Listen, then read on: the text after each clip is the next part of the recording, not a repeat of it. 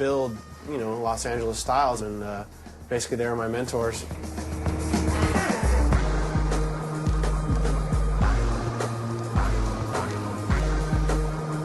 One time I went to drive his car and it was so bad. How could you get 32,000 miles on a car that's less than a year old? He would take 30 to 40-mile runs several times a night from where we lived in Ventura area, clear to LA, to Orange County and back again. And in his trunk was solid spray cans.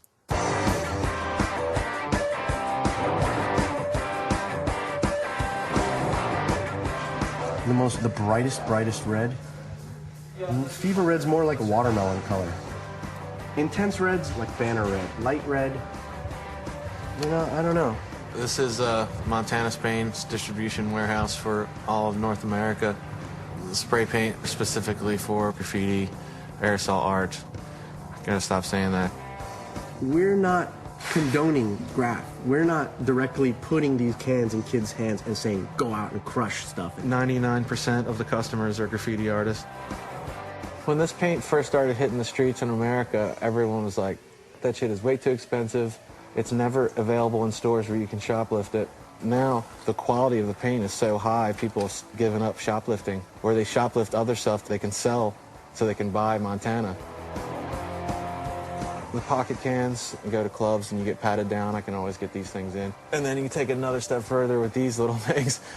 Poltergeist, it glows in the dark.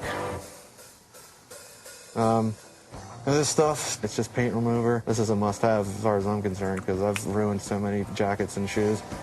I definitely think I've been affected by the solvents over the last 20 years of my life. I've actually gone to some doctors about it. I'm like, yeah, I paint graffiti. I've been doing it since I was a teenager. I'm in my 30s, and I've emptied a lot of paint cans, and seriously, a lot of paint. And they're all like, oh, don't worry about it. It's okay. And I'm like, well, I've heard rumors that it like affects like your bladder and like your nervous system and stuff. And they're like, I don't think you could really breathe in that much. And I'm like, no, I don't think you understand. The place is probably half full. There's probably about maybe 40,000 cans of paint in here right now. Knowing that people go through that many caps in like 2 weeks is like, that is a lot of vandalism. Like, holy shit. You guys got to send us a bunch of pistachio next time. Have I ever felt guilty? I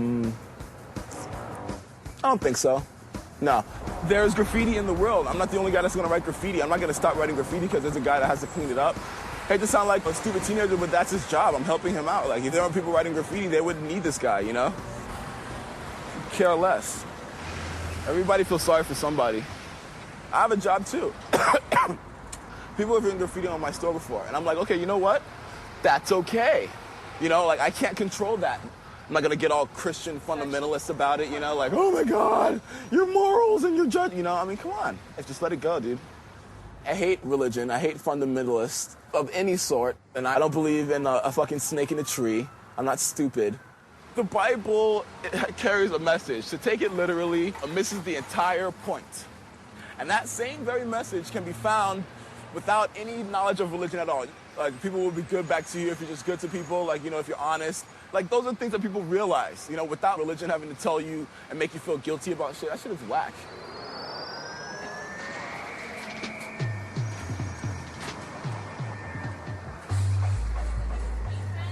Yeah. Oh, all gone? No. Shut up. Uni paint doesn't make the broad paint markings anymore? Rack with a Sharpie? Yeah. Those are paint. Oh, yeah.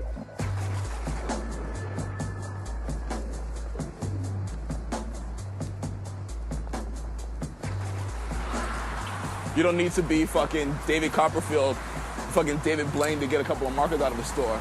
But it helps in tight situations, you know? I shoplifted since I was like, what, 5, 6?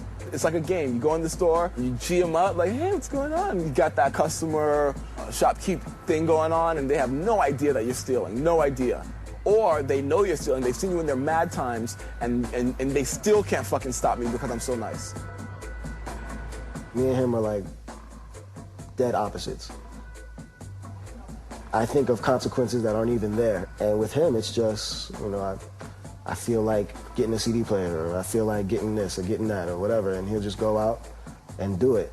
There's mad things that I will not pay for, will not pay for. Will not pay for any type of Gore-Tex jacket. I will not pay for any type of like meats, like chicken cutlets, steaks, won't pay for that.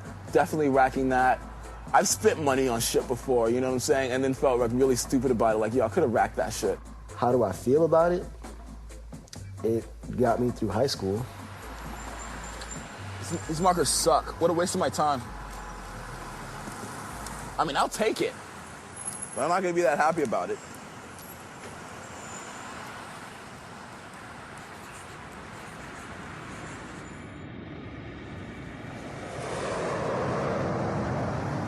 The city and county pay $250 million a year, our tax dollars, to people to work with gangs and paint out graffiti. So why is our entire city filled with gangs and graffiti except for where I am? They don't understand proactive and reactive, and that's the problem with the city's program. They wait for someone to call and say, oh, there's some graffiti at the corner of Fairfax and Pico, come paint the graffiti down. They should have somebody calling them. They should already be there. There used to be thousands of pieces of graffiti down here. Everything down here used to be hit up, and now it's basically spotless. They'll let these signs get tagged up all over the city. So this is a Crip gang. Let's say they're doing a project down in another part of the city where there's no Crips, they're all Bloods. The Bloods know who this is. So now the Bloods will think, hey, they came into my area and wrote on my stuff. They'll now come over to our neighborhood and they'll start shooting people up.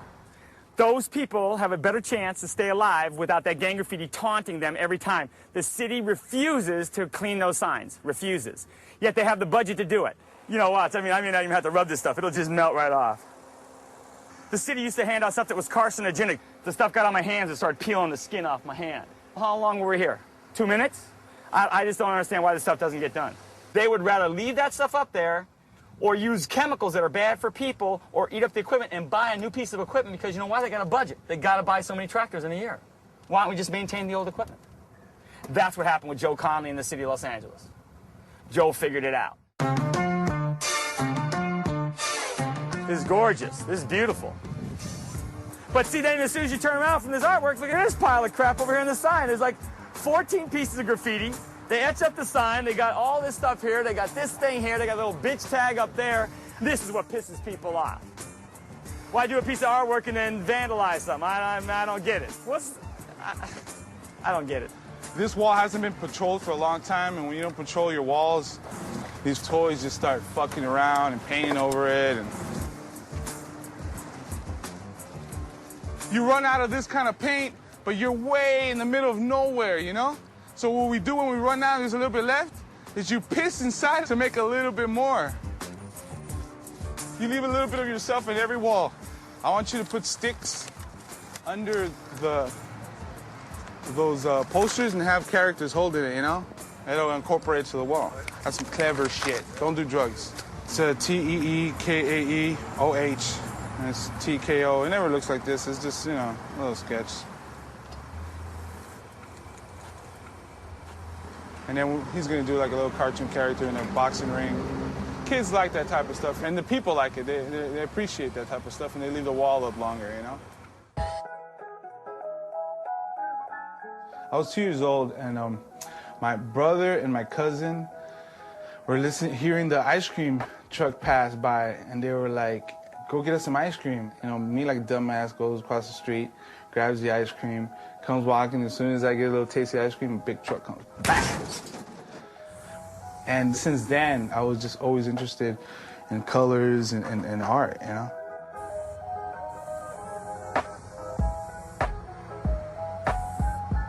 He started drawing in the table, in the wall, in the bathroom. He was in the bathroom and he was writing. And I get mad at him. I told him, "You gonna clean it up?" What year was that?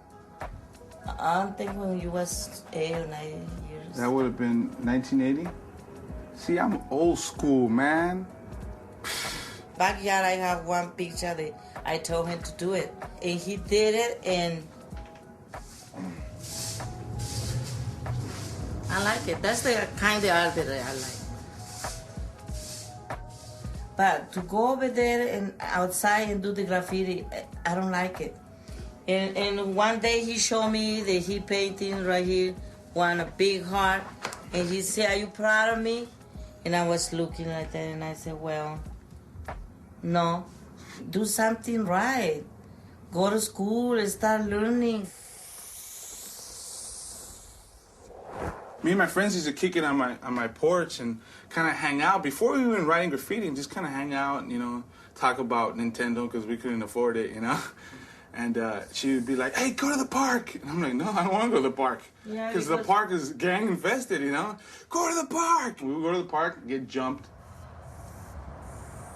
I used to have Prismacolors, so I would put alcohol inside the Prismacolors so it could just be a little bit more paint. And I was in my dad's restroom filling it up. He comes in thinking I'm sniffing it. "You're sniffing paint and all this." I'm like, he fucked me up.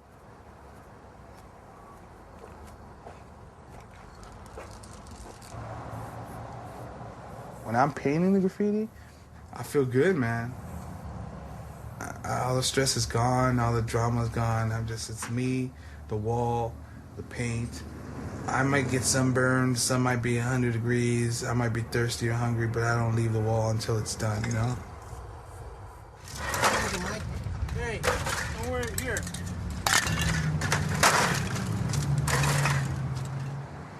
I should have added more green stars. Next time. Hopefully tomorrow we could get something bigger cracking. It's going to say Saber. But it's going to take me a minute to get to that point. Looks a little messy now, but by the end of the day, it's going to look real nice. S-A-B-E-R. You know, I mean, there's a lot of math going on. There's a lot of visual math going on, and people don't realize how much math really goes on to do a piece. It's like with our pieces, we like to break them down to as if they're actually in fighting stance. The R leg is cocked a certain way and has parts coming out that'll get you, or when I have certain center points to a piece, I'll guard them with little, like, spike connector laser things or whatever you want to call them. I remember even being young before Saber was super big, people kind of being attracted to his stuff because he was young and he was doing really technical pieces and he was very productive. And, you know, he hit good spots. He wasn't that guy just walking down the street, just tagging on everything. He was the person that would take the spot and make the most of it. Saber's known for just going all out. He's known for doing things that, like, people talk about doing, but nobody ever really has the ambition or the drive to really try to go out and produce and accomplish. As far as the West Coast is concerned, he's produced like probably, you know, 4 or 5 of the like 10 most monumental pieces and works of graffiti. Things like the bridge on the 5 for GK, you know, that MSK billboard right there by the Capitol Records building in Hollywood. You know, those things are just like colossal. So it took me and Zess about 3 nights, and it's actually about 3 stories tall. And the funny thing was, when I finished it, I get a phone call from GK, early as hell. "Your S looks like shit. You need to go back up there and fix it." And I was like, ah. So I went back in the day and fixed the S, and then I figured out finally it's done.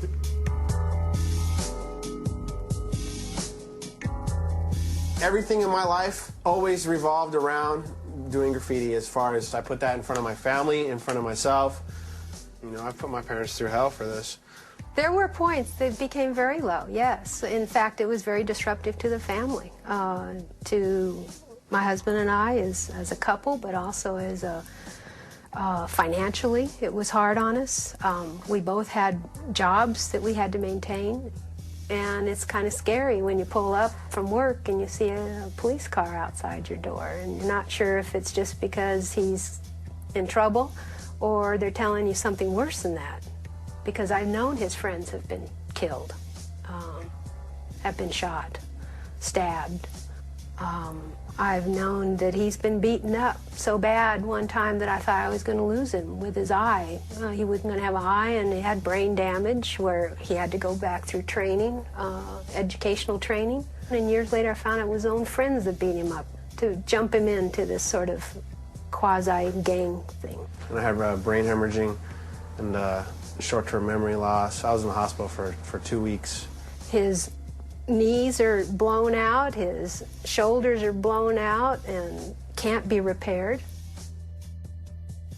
things like that that, to me, have nothing to do